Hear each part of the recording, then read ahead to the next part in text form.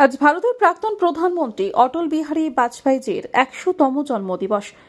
এদিন এই উপলক্ষে বিজেপির 7 নম্বর মণ্ডল বিজেপির তরফ থেকে কম্বল বিতরণ কর্মসূচি অনুষ্ঠিত হয়। এদিন সকালে শিলিগুড়ি 39 নম্বর ওয়ার্ডে কম্বল বিতরণ কর্মসূচি অনুষ্ঠিত হয়।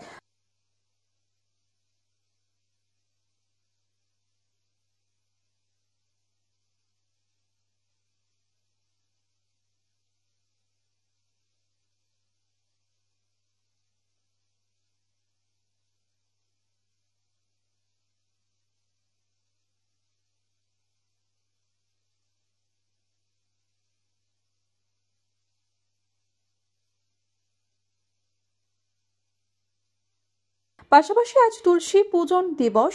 এই উপলক্ষে তুলসী গাছ বিতরণ করা হয়।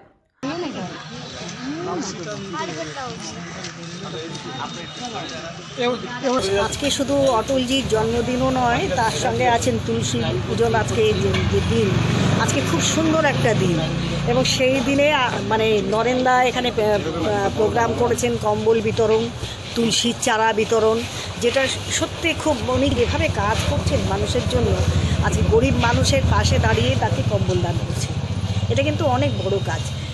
আর এই ভাবনা মানে চিরদিন আমরা, যার আজকে জন্মদিন অটলজি, তিনি যেভাবে করেছেন মানুষের জন্য, তার সেই চিন্তাধারায় উদ্বুদ্ধ সকলে।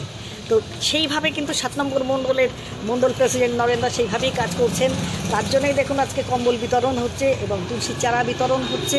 তো এইভাবে যেন আমরা আগামী দিন কাজ করতে পারি এবং অটলজিকে আমরা ফলো করতে পারি, যার জন্য আজকে চতুর্ভুজ প্রকল্প, যে রাস্তার প্রকল্প হয়েছিল, যে বিশাল প্রকল্পের কাজ নরেন্দ্র মোদীজি চালাচ্ছেন, যা অটল বিহারীর দ্বারাই সম্ভব হয়েছিল। তা আজকে এইখানে দাঁড়িয়ে আমরা এখানে গরিব মানুষের হাতে কিছু কম্বল আমরা তুলে দেব। আমি নিজেও এখানে এসে এখানে থাকতে পেরে খুব ভালো লাগছে। এইটুকুই হচ্ছে ব্যাপার। আগামী দিন কম্বল বিভিন্ন জায়গায় বিতরণ করা হচ্ছে, সরকারি কম্বল। তো বিভিন্ন দিন বিভিন্ন সময় আমরা এই ধরনের কাজগুলো করে বেড়াচ্ছি। অন্তত 200টি কম্বল বিতরণ করা হয়। উপস্থিত ছিলেন বিধায়িকা শিখা চ্যাটার্জি, এছাড়াও আরও অন্যান্য বিজেপির নেতৃত্ববৃন্দ।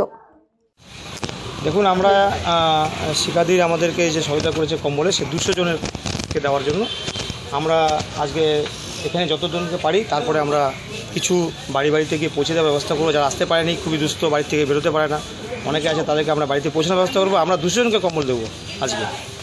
তার সাথে আমাদের 100 মতন তুলসী চারা বিতরণ হবে, যেটা আমাদেরকে সহযোগিতা করেছেন আমাদের চিত্তনদা। তার মাধ্যমে আমরা তুলসী চারা আমরা এখানে ব্যবস্থা করেছি। ব্যুরো রিপোর্ট, আনন্দ বার্তা।